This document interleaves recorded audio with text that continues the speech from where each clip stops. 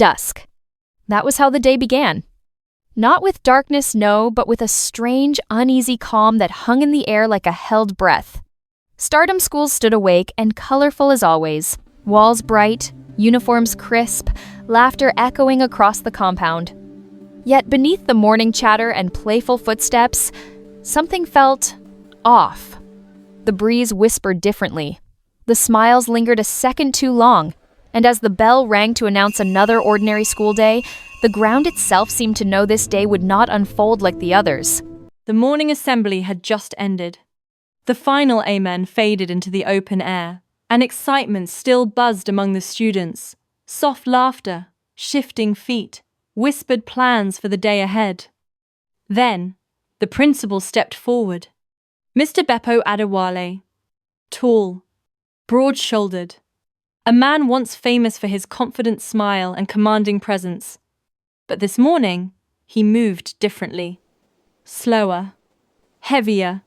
Each step toward the podium felt deliberate, as though the ground itself resisted him. The microphone had already been placed in position by Angel, the chapel prefect. Yet the principal did not speak. He stood there, silent. And in that silence, the excitement drained from the assembly, replaced by curiosity and a quiet, growing unease. And then, it happened. Tears welled in his eyes. At first, no one could believe it. A principal did not cry at morning assembly. Not this principal. Not in front of students, not in front of staff. Yet there they were glimmering. Real tears sliding silently down the cheeks of Mr. Bepo Adewale, catching the light of the morning sun, drawing the gaze of every pair of eyes in the assembly. Sensing the gravity of the moment, the vice principal, Mrs. Grace Ape, acted decisively. "Please," conclude the assembly. "Let the students return to their classes immediately," she instructed the chemistry teacher. Mr. Justice Annabelle.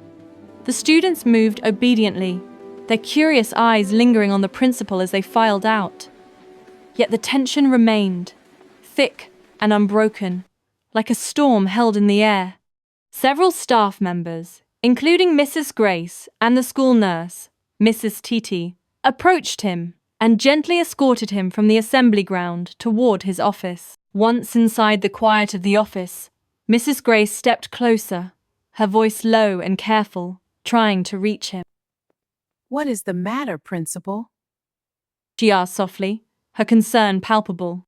Still, he said nothing. His chest heaved faintly, words caught somewhere between thought and breath. His fingers tightened around the microphone, trembling. The struggle was visible, agonizing. And then finally the microphone slipped from his grasp, falling to the floor with a sharp, resounding clatter that echoed in the silent office. It was at that moment that the school nurse, Mrs. Titi, stepped forward, her hands gentle and steady, offering him a handkerchief. "Saying, "Please, sir, take this," she said softly, her voice calm but filled with compassion. Still, he said nothing. He brought his palms together over his face, shielding himself from the weight of the moment. Tears flowed freely, unrestrained now, yet entirely private, shared only with the colleagues who had silently watched, powerless, as the principal's quiet anguish unfolded. If you like content like this, kindly hit the subscribe button. Your support encourages us to create more amazing videos like this. Thank you. Beyond the office walls, silence did not remain silent for long.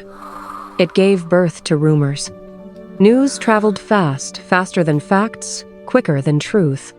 One parent whispered that the principal was rolling on the floor in agony. Another swore he heard prayers desperate, loud, and unending rising from behind closed doors. Stories twisted as they moved from mouth to mouth, growing stranger with every retelling. Confusion spread like wildfire across the school community. Yet one thing became unmistakably clear. This was no ordinary breakdown, and whatever was unfolding behind those office walls would not end quietly. And once again, leadership stepped forward. Mrs. Grace Ape understood the weight of the moment, and she knew exactly who needed to be informed. Without delay, she reached for her phone. This was beyond routine, beyond whispers, beyond staff room discussions. The call was placed to the managing director of Stardom Schools, Mrs. Ibadan Gloss, popularly known simply as MD. Whatever was unfolding within those walls had now moved beyond the principal's office.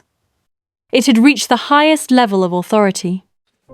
Interestingly, that same morning had not begun in tears at all. Earlier events had already reshaped the rhythm of the school in quiet but powerful ways. Stardom Schools had recently introduced a strategic policy of bold reduction in boarding fees. From 250,000 naira per session, the cost dropped to 165,000 naira. The impact was immediate. Over 80% of parents moved their children into the boarding house, a place of modest comfort once reserved mainly for elite students. Parents raised only a few complaints at first, but calm did not last long. Soon after, another charge appeared. The fee for excursion and other items jumped by 93,000 naira. Eyebrows were raised. Conversations shifted. Among the staff, the increase became a subject of quiet gossip discussed in corners, staff rooms, and hushed tones between classes.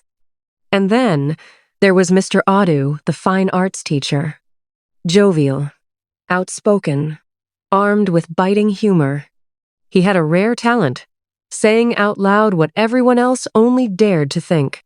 In matters of economics, I swear the MD is a witch and wizard rolled into one. For rich, clear, unforgettable stories and smart preparation for exams like JAMB, subscribe to Bookmasters Academy. This novel is specially set for the 2026 JAMB examination. Stay tuned for more episodes. And if you enjoy content like this, do well to subscribe, leave a like, and drop a comment to support us. See you in the next episode.